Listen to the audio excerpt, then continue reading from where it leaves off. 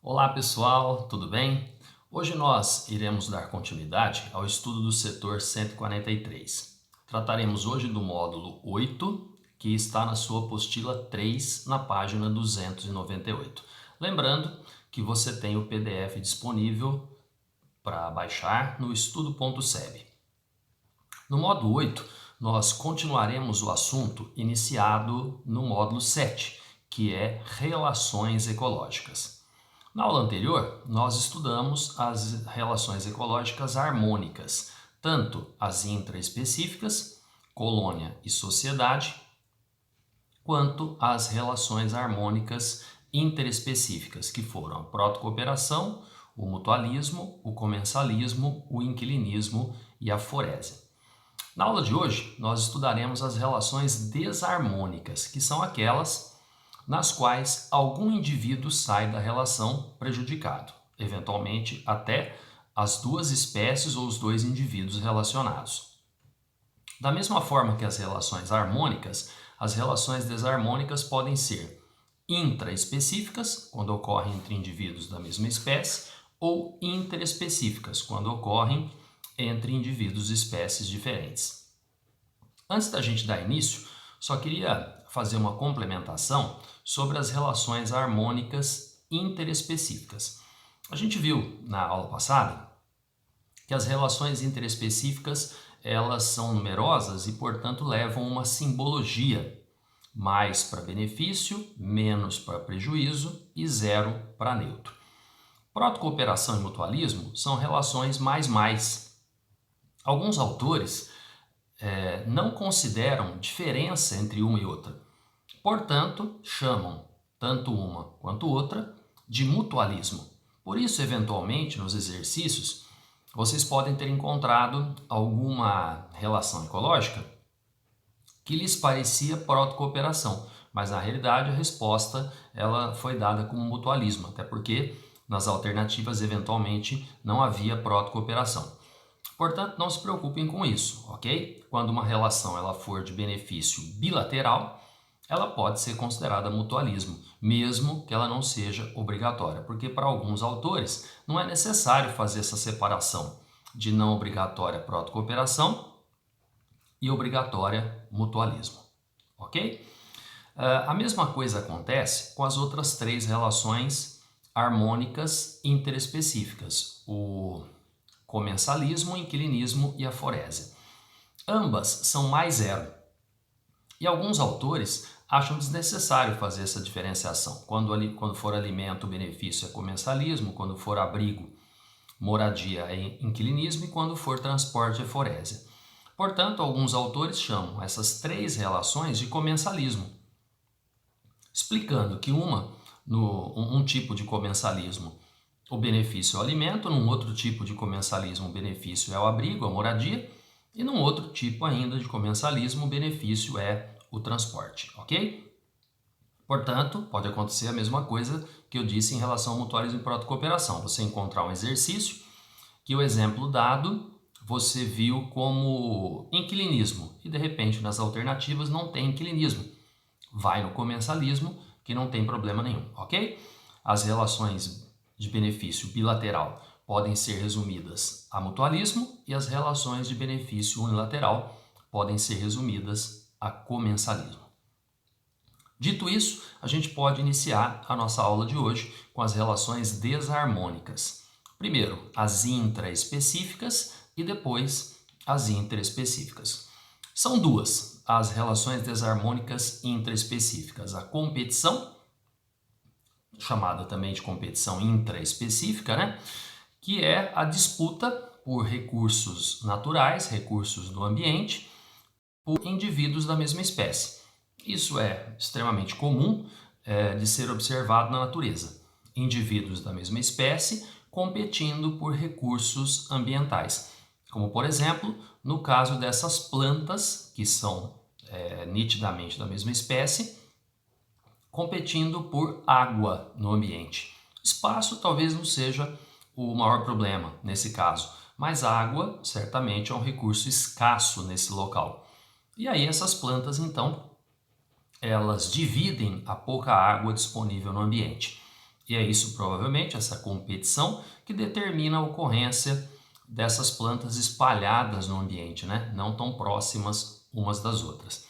É relevante explicar nesse momento que a competição, seja ela intra ou interespecífica, como a gente vai ver mais à frente, é um importante fator de seleção natural, porque quando indivíduos da mesma espécie competem por algum recurso, a tendência é que sobreviva aquele indivíduo mais adaptado.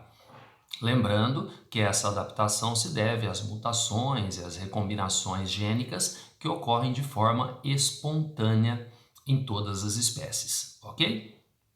Então, a competição ela é um fator de seleção natural extremamente importante para que as espécies se adaptem melhor ao meio ambiente.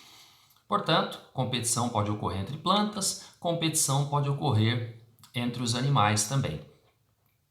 Aqui nessa imagem, vocês veem vários animais herbívoros, zebras, no mesmo local. E você observa que a proximidade desses animais mostra que eles competem por alimento, uma vez que em certas épocas do ano, por exemplo, a savana fica com uma disponibilidade alimentar menor. Na época mais seca, numa época de menor disponibilidade de água, a tendência é a abundância vegetal diminuir. E isso vai fazer com que os indivíduos da mesma espécie, que têm certamente o mesmo nicho ecológico, venham a competir pelo recurso que no caso é a alimentação. Isso leva muitos animais a um comportamento que é bastante conhecido, inclusive com animais domésticos, como por exemplo gatos, né? Que é a delimitação de território. A gente geralmente fala marcação de território, que é a mesma coisa, né? E os gatos, por exemplo, domésticos, eles fazem isso com a urina. Eles marcam o território com a urina. Cães também fazem isso. É isso que explica aquele comportamento. Quando você sai com o seu cachorrinho para passear, ele parar e fazer xixi em todo poste que ele encontra, em toda graminha que ele vê.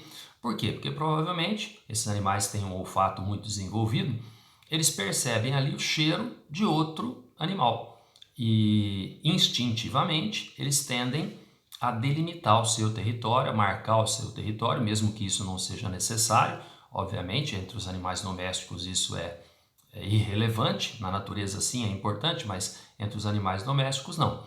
No entanto, o comportamento ele é um comportamento instintivo. Então ele vai e faz xixi aonde ele sentiu o cheiro de outro animal. Ok? Então essa delimitação de território é uma forma de expressar essa competitividade que ocorre entre os animais na natureza. Essa delimitação pode ser, por exemplo, para favorecer algum indivíduo no encontro com as fêmeas. Ele delimita um território, qualquer outro animal que entre ali vai ser provavelmente escorraçado do local, né? Ele vai atacar, ele vai impedir que esse outro animal da mesma espécie fique ali e, consequentemente, eventuais fêmeas que aparecerem por ali serão provavelmente indivíduos que irão copular com esse macho, correto? Então é uma forma de garantir a perpetuação dos seus genes. A competição, portanto, é um fator importante de seleção natural e ela ocorre entre indivíduos da mesma espécie. A segunda relação desarmônica intraespecífica é o chamado canibalismo. O canibalismo ele é definido como sendo uma relação em que um mata e devora outro da mesma espécie. O canibalismo não é uma coisa tão comum, mas ela ocorre, digamos, em situações extremas de falta de alimento.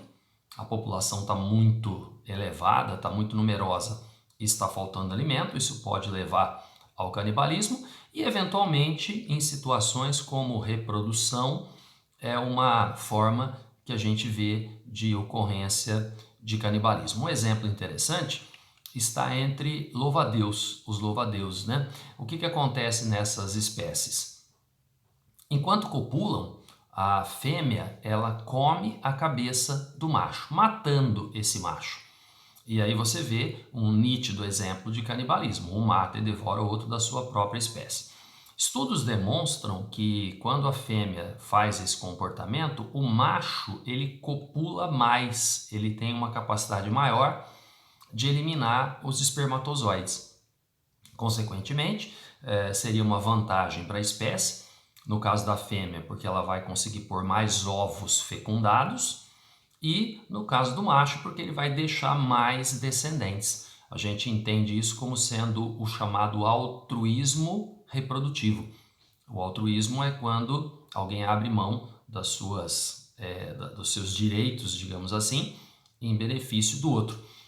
Então isso seria um altruísmo reprodutivo, né? O macho ele está doando a sua própria vida em benefício da sua espécie, porque assim ele vai deixar mais descendentes. E as aranhas também tem vários representantes que têm esse comportamento. Uma das espécies mais conhecidas é a da viúva negra, que até tem esse nome por isso, né? Viúva, porque ela mata o macho durante a cópula. Isso não é uma regra obrigatória, mas é relativamente comum que as fêmeas maiores, entre os aracnídeos, isso é um fato conhecido, fêmea é bem maior que o macho, e o macho ele tem que depositar os um bulbo, uma bolsa de espermatozoides, chamado espermatóforo. Ele tem que depositar esse espermatóforo no abdômen, na parte ventral da fêmea.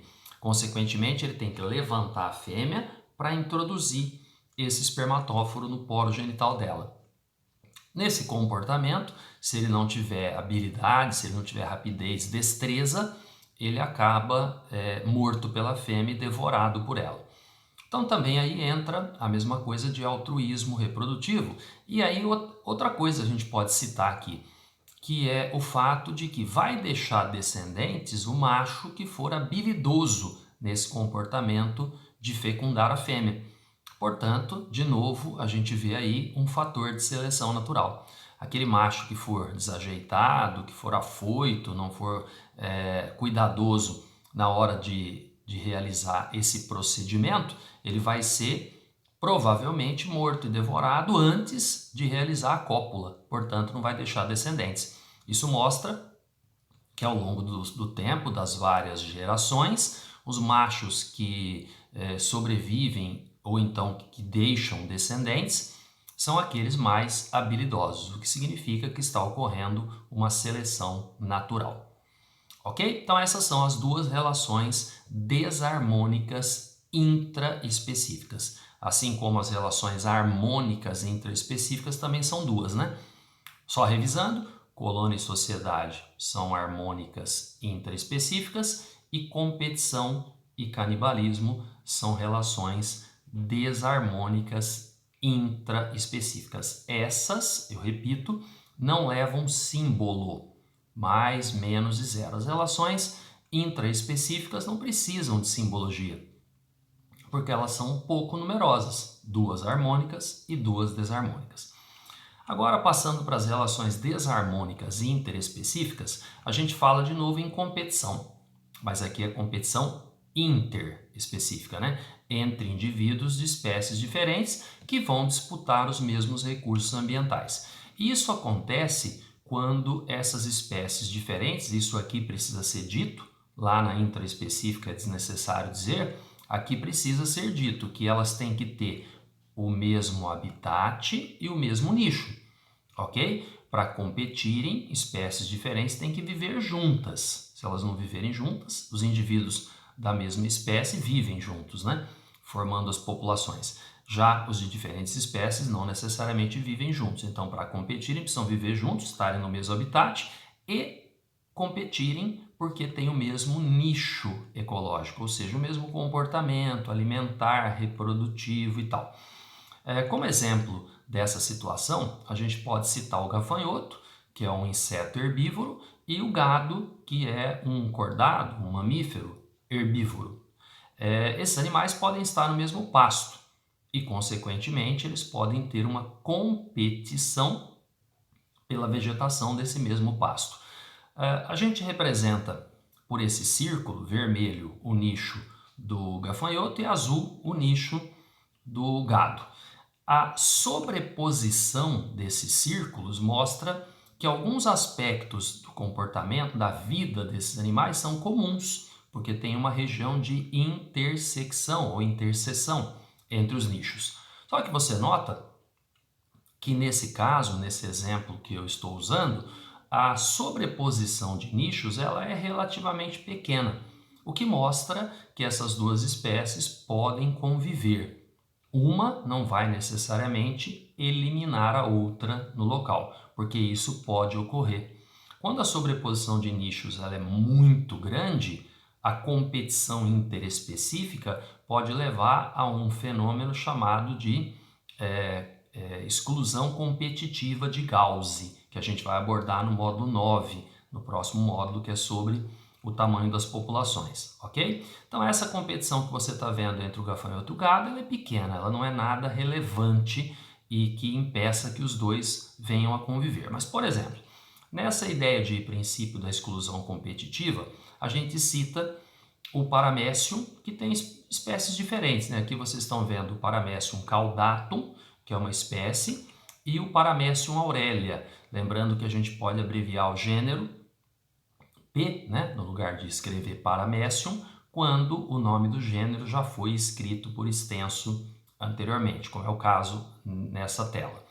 Paramecium caudatum e Paramecium aurelia, eles podem viver no mesmo local e eles têm nichos muito parecidos, o que a gente expressa por esta sobreposição que vocês estão vendo, que é até maior do que eu representei.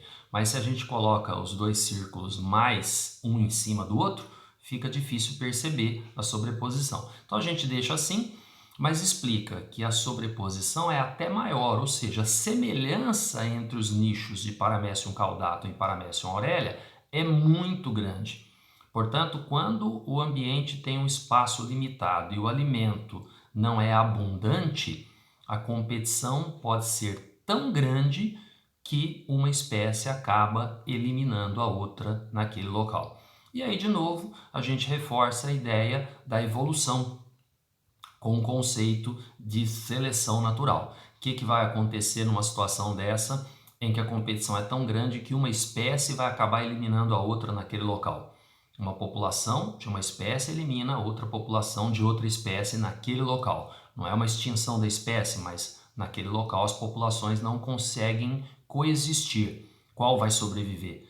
A população da espécie mais adaptada. Por isso que eu falei que a gente está, de novo, diante de um importante fator de seleção natural, ok?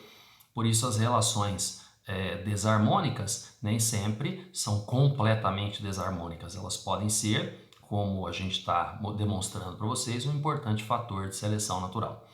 Quanto à simbologia, a competição interespecífica ela é simbolizada com menos.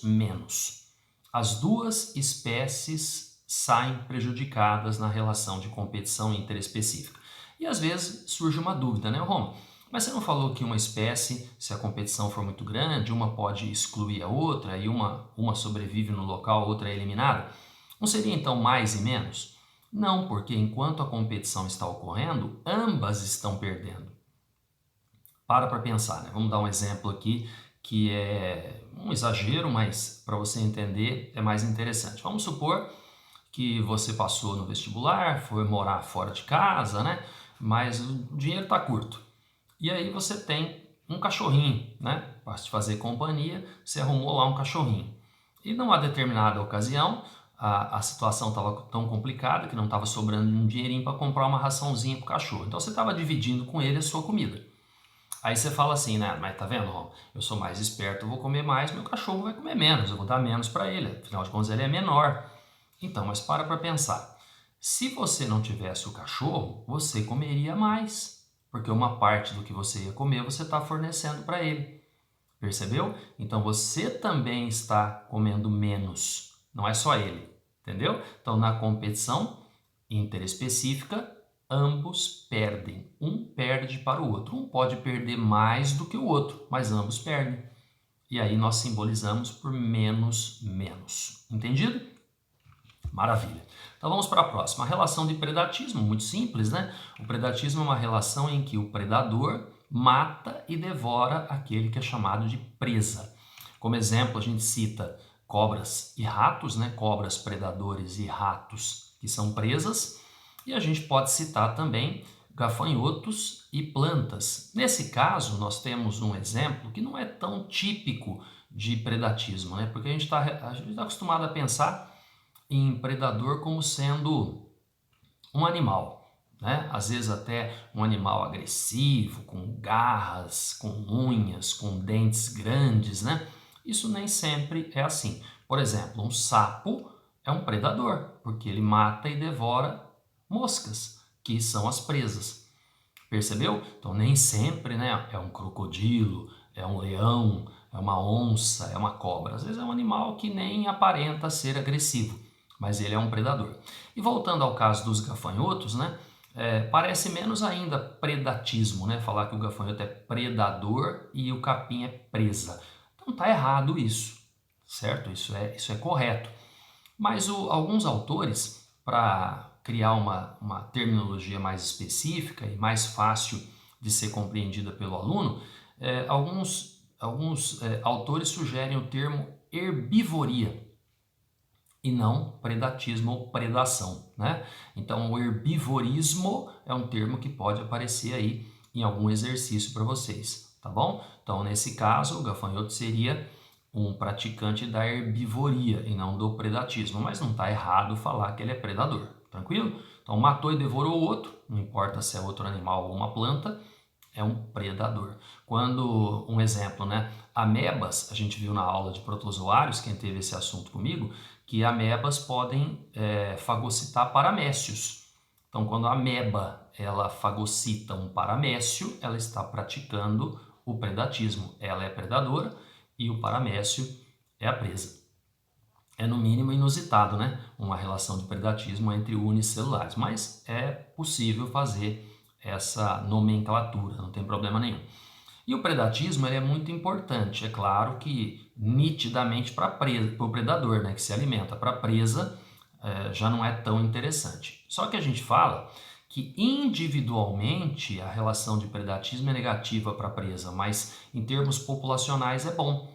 Por quê? Porque o predatismo ajuda a manter as populações em equilíbrio. Vamos dar um exemplo usando ali a cobra e o rato. Se as cobras forem exterminadas no local, qual é a tendência da população de ratos? Aumentar, aumentar e aumentar. E todos nós aqui sabemos da grande capacidade que os ratos têm de se reproduzir. Eles têm muitos filhotes em pouco tempo. O que pode acontecer se não tiver predador? A população aumentar tanto que pode começar a faltar alimento para o rato. E aí pode começar a ocorrer competição exagerada que pode levar ao canibalismo. Percebe? Então não é bom também para os ratos. Individualmente é péssimo, né? Porque o ratinho que foi devorado ali pela cobra morreu. Mas para a população de ratos é muito importante. É claro que para a população de predadores também, né? Porque o número de presas vai determinar o número de predadores. Então, uma população controla a outra. E volto a repetir, esse é o nosso assunto do módulo 9. O tamanho das populações, como a natureza controla o tamanho das populações. O predatismo é uma dessas formas de controle muito importantes que a gente vai ver na próxima aula. Agora o parasitismo. O parasitismo já é uma relação em que o parasita se aloja no hospedeiro, enquanto predatismo ou predação envolve predador e presa, parasitismo envolve parasita e hospedeiro. E esse parasita ele se aloja no hospedeiro para se alimentar, ok? Geralmente é uma relação alimentar. As relações ecológicas elas são, em grande parte, relações alimentares, causando prejuízos ou até eventualmente a morte. O que não é exatamente uma coisa comum a morte ocorrer do hospedeiro. E a gente sempre fala isso, né? Sempre que tem oportunidade de conversar, a gente explica isso para vocês. Por que não é interessante o parasita matar o hospedeiro? Porque ele vai perder moradia e fonte alimentar. A gente costuma dizer que o bom parasita é aquele que não mata o seu hospedeiro. Quanto menos problemas um parasita ocasionar no hospedeiro, melhor. porque por mais tempo ele pode ficar nesse parasita. É o caso de lombrigas, né? Que são consideradas parasitas internos, endoparasitas. Vocês sabem que é muito difícil, muito pouco provável, lombrigas matarem um ser humano, no qual se alojam, né? Até aproveitando já, parasitismo é uma relação mais e menos. Mais para o parasita, menos para o hospedeiro. Somos prejudicados, mas até a morte ocorrer é muito pouco provável. Temos também os ectoparasitas, aqui representados pelos piolhos. Piolhos que são insetos, né? Percebe lá 6 patinhas, 2 anteninhas, né? Eles são ectoparasitas porque são parasitas externos. É só para você, a gente está dando esses exemplos para vocês saberem que a nomenclatura de parasita ela é muito vasta, muito extensa, né? Então tem o ecto, tem o endoparasita, tem o hiperparasita, que é um parasita que parasita um parasita. Por exemplo, tem vírus que parasitam bactérias, bactérias que por sua vez são parasitas de algum outro organismo. Então esse vírus é um hiperparasita. A nomenclatura é vasta, mas tem dois outros nomes que valem a pena a gente mostrar para vocês, que são os hemiparasitas, como a erva de passarinho, e depois eu vou falar do holoparasita, que é o cipó-chumbo. O hemiparasita é quando é um parasitismo não completo, é um parasitismo parcial, né? Por que a gente fala que a erva de passarinho é hemiparasita? Porque ela suga da planta hospedeira, no caso dessa foto, essa verdinha, menorzinha, é a erva de passarinho. Essa árvore, com esse tronco que está atrás, é o hospedeiro. Essa erva de passarinho ela tem raízes sugadoras, chamadas austórios, que vão até o xilema da planta hospedeira, de onde a erva de passarinho tira a seiva bruta. A seiva elaborada, a própria erva de passarinho fabrica. Então ela é meio parasita, ela não é completamente parasita, certo? E tem o cipó-chumbo, que é holo, enquanto o M é meio, holo é completo. O holoparasita por quê? Porque o cipó-chumbo, que é esse amarelinho que está por cima dessa planta com folhas verdes, tem raízes sugadoras, também chamadas austórios. Essas raízes sugadoras de uma ou de outra planta se chamam austórios. E com esses austórios, o cipó-chumbo tira da planta hospedeira a seiva elaborada. Percebam que o cipó-chumbo não chega nem a ter folhas. Tem pouquíssima clorofila, ela é meio amarela, como dá para ver na foto, ok? Então essa é a nomenclatura. Plantas parasitas são essas, tá? Parasitas totais, enquanto a erva de passarinho é um parasita parcial. Nesse caso, nós estamos diante, do cipó-chumbo, de uma planta que é heterótrofa, que algumas aulas atrás, ainda quando a gente estava com aula presencial, eu expliquei para vocês, né? Se há uma planta heterótrofa, essa planta é o cipó-chumbo, não é a planta carnívora, lembra? Planta carnívora é autótrofa, faz fotossíntese, cipó-chumbo não. Bom, temos agora o amensalismo ou antibiose. O amensalismo ou antibiose é uma relação na qual uma espécie produz substâncias que ou inibem ou até matam uma outra espécie, né? Inibem o desenvolvimento ou impedem esse desenvolvimento, ou seja, matam a outra espécie. Se você parar para pensar, isso pode ser altamente interessante, né? Quando duas espécies diferentes competem pelo mesmo recurso ambiental, se uma eliminar a outra do local, essa que ficou, né? Ela vai ficar com todo o alimento disponível para ela, não só alimento quanto espaço. Um exemplo muito interessante é o dos fungos que produzem antibióticos. Do conhecimento de vocês, que o primeiro antibiótico produzido em escala industrial foi a penicilina. Ela foi descoberta por Alexander Fleming. Ele estudava bactérias em meios de cultura, como essa placa de Petri que você está vendo, com esse meio de cultura alaranjado, onde as colônias cresciam. Então você está vendo aí várias colônias.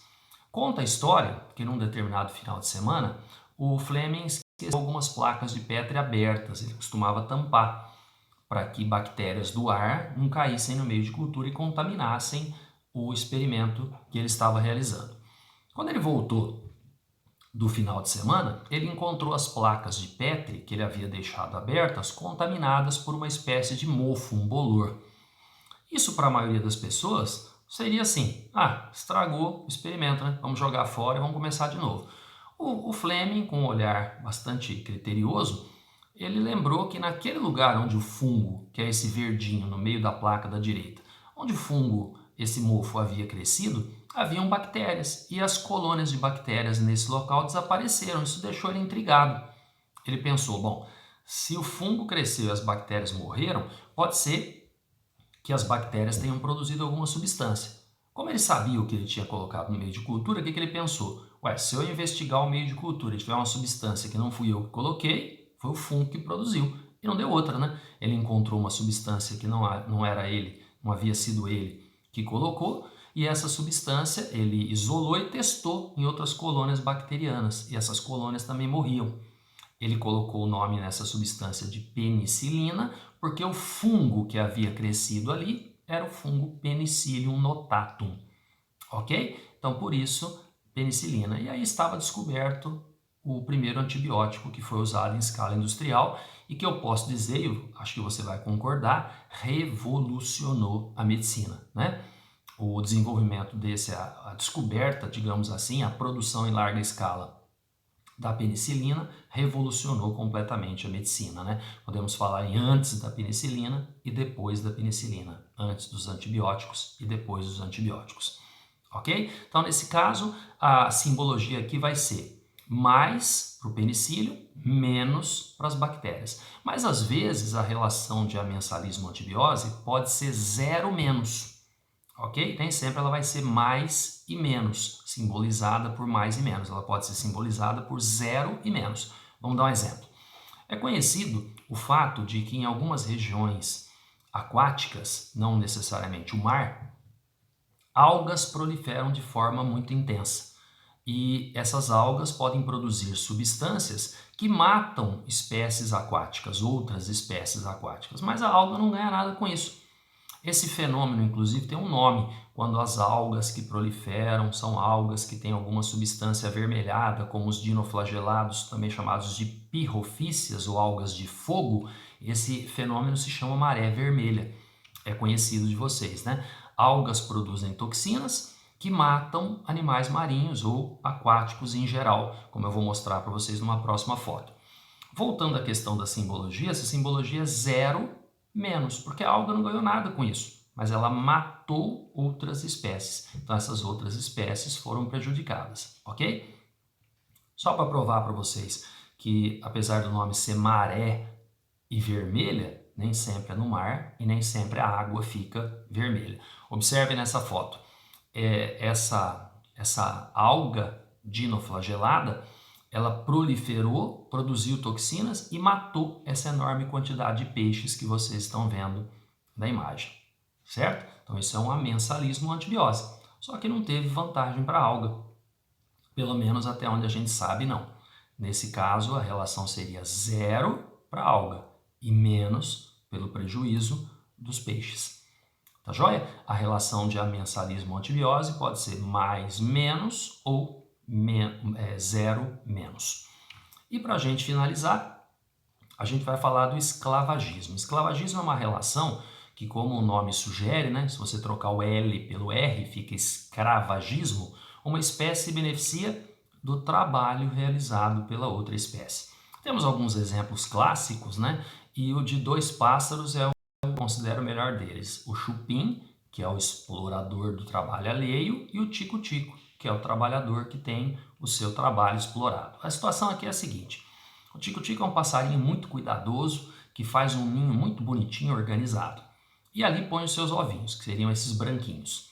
O chupim é um pássaro que não faz ninho, mas precisa ter os ovos chocados para que eles se desenvolvam, questão de temperatura, como vocês devem saber.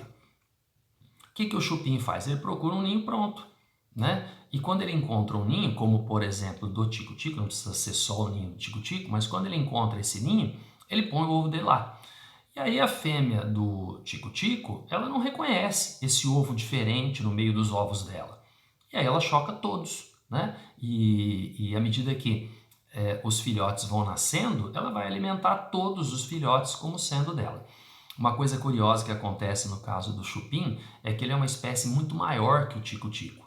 E normalmente quando o filhote de chupim nasce e ele começa a crescer mais rápido, ele acaba derrubando os filhotes do tico-tico do ninho. Portanto, muitas vezes sobra só ele, só o filhote do tico-tico, do chupim, sendo alimentado pela fêmea do tico-tico, que é essa foto que vocês estão vendo. Olha que coisa doida. O pequenininho é o tico-tico, é a mãe. E esse grandão que está sendo alimentado é o filhote. Percebe que interessante, que bizarro isso, né? É muito anormal. Mas é uma situação interessante de esclavagismo. Aí alguém pode dizer, Roma, desse jeito o tico-tico vai acabar, né? Porque sobrou só o filhote do chupim. Não, a gente tem que levar em consideração que tem muito mais tico-tico na natureza do que chupim e que nem todos os ninhos do pequenininho, que é o tico-tico, vai ter chupim para explorar, tá bom? Então as espécies não estão ameaçadas, não. E no esclavagismo, nós temos ainda um outro exemplo, que é esse conhecido também entre formigas e pulgões. O que acontece aqui é o seguinte, o pulgão ele é um inseto que suga a seiva elaborada das plantas, principalmente folhas, né? E galhos jovens, ramos jovens de plantas. O pulgão suga tanta seiva que chega uma hora que começa a sair seiva pelo ânus do pulgão. E aí as formigas, como essa que vocês estão vendo, elas vão retirar, elas vão pegar para elas esse néctar, digamos assim, que está sendo eliminado pelo ânus do pulgão. Elas vão recolher esse material e usar como alimento. E para que isso aconteça com frequência, a formiga ela fica cercando o pulgão e não deixa o pulgão sair do lugar. Obriga ele a ficar sugando até essa seiva ser eliminada pelo ânus. Então a gente considera isso um esclavagismo, uma exploração do trabalho alheio. Ok? Aí de repente alguém fala, poxa, mas peraí, Roma, parece que eu já vi essa relação de formiga e pulgão como protocooperação. Por quê? Então, se você colocar nesse contexto joaninhas, joaninhas são predadoras de pulgões. E aí fica interessante, né? Fica uma competição da joaninha com a formiga pelo pulgão. Só que a formiga geralmente espanta a joaninha, não deixa a joaninha predar o pulgão. Então, se você parar para pensar, nesse caso, a formiga está ajudando o pulgão, porque está eliminando, está afastando um predador do pulgão, né? E está mantendo o pulgão vivo. Entendeu por que às vezes isso acontece? De formiga e pulgão ser considerada protocooperação, mas para isso acontecer tem que ter a joaninha na parada. Legal, gente? Uma outra relação do esclavagismo, né? O esclavagismo é uma outra relação mais-menos, ok? Então, fechando a nossa aula, competição menos-menos, o predatismo mais-menos, o parasitismo mais-menos, o amensalismo zero-menos ou mais-menos e o esclavagismo mais-menos também. Joia? É isso aí. Aqui eu deixo para vocês a tarefa. Lembrem de fazer a leitura da teoria, os exercícios de aplicação na página 436, os extras na 437 e façam a sua lista a partir da página 311. Um grande beijo para vocês e bons estudos. Tchau!